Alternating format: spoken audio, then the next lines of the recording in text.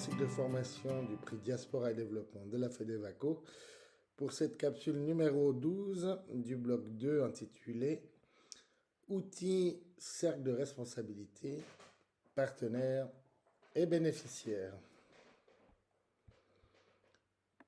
Alors, pour cet exercice, vous allez recevoir un document Word sous la forme de ce tableau.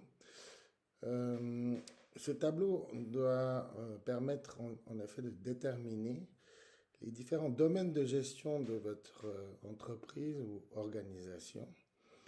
Domaine de gestion qu'on peut appeler aussi cercle de responsabilité, puisqu'il faudra trouver un ou une responsable avec certaines compétences afin de couvrir les compétences exigées de ce cercle ou domaine de gestion comprenant plusieurs responsabilités.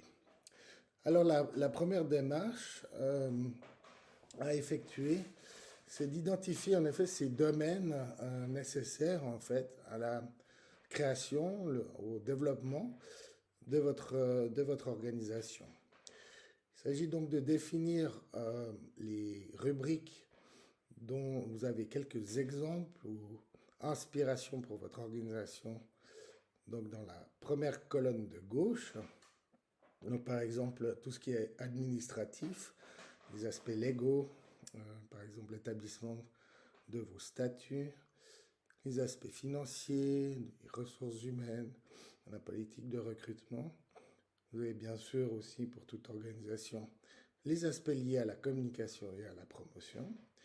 Et enfin, en ce qui concerne des aspects plus liés à l'économie sociale et solidaire ou à la durabilité, il faudra bien déterminer et schématiser votre modèle d'affaires afin de s'assurer qu'il soit viable en identifiant les coûts et bien sûr les revenus de vos prestations. En un mot, votre modèle économique. Si vous voulez pousser plus loin la durabilité, il faudra identifier peut-être, déterminer un cercle qui réfléchit à la chaîne de valeur ou aux différentes chaînes de valeur en intégrant des paramètres sociaux et écologiques par la discussion et l'échange avec des prestataires ou des fournisseurs locaux. Enfin, vous pouvez également, mais cela est optionnel, considérer déjà dans votre organisation que vous allez mettre en place une gouvernance collaborative. On peut donc également créer un cercle en désignant un ou une responsable. Je vais aller plus spécifiquement sur la procédure à effectuer pour cet outil qui est tout à fait progressive donc et systématique. Pour le point 1, il s'agit donc, comme on vient de le voir, de lister les domaines de gestion ou les cercles de responsabilité que votre organisation devra adresser afin de mener à bien la mission, les idées, les objectifs que vous êtes fixés pour votre projet. Donc, comme on l'a dit, ça peut être les aspects financiers, de recrutement, communication, le développement et la définition de votre modèle d'affaires, les aspects écologiques, etc. etc. Quand ces domaines ou cercles de responsabilité sont établis dans la première colonne, il s'agira ensuite de déterminer les rôles clés qui sont associés, les compétences, afin de mener un bon recrutement ou de bien vous partager les différentes tâches à effectuer au sein de votre équipe, que vous soyez 2, 3 ou 4 personnes. Il faudrait évidemment envisager le développement et le recrutement, je dirais, de nouvelles personnes, à condition évidemment que vous ayez les moyens financiers ou alors par le biais de la gestion du bénévolat. Comme troisième exercice à effectuer, c'est donc de définir le ou la répondante, la responsable, ou le ou la référente d'un cercle de responsabilité qui a des compétences directement liées à ce domaine. Ensuite, dans un deuxième temps, pour la colonne numéro 4, il s'agira d'identifier les partenaires opérationnels dont vous aurez besoin pour mener à bien votre mission et le développement de votre organisation, de votre entreprise. Ces partenaires compléteront vos compétences et permettront de soutenir vos prestations.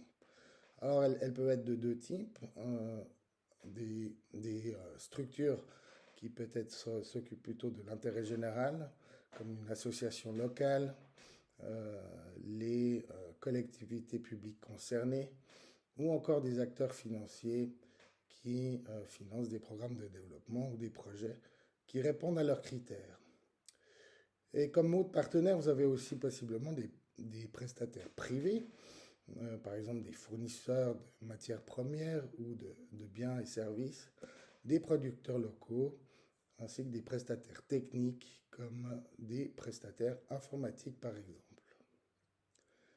Et enfin, tout cela, toutes ces compétences et cette organisation que vous développez, vous la faites pour une unique cause, c'est répondre aux besoins des bénéficiaires.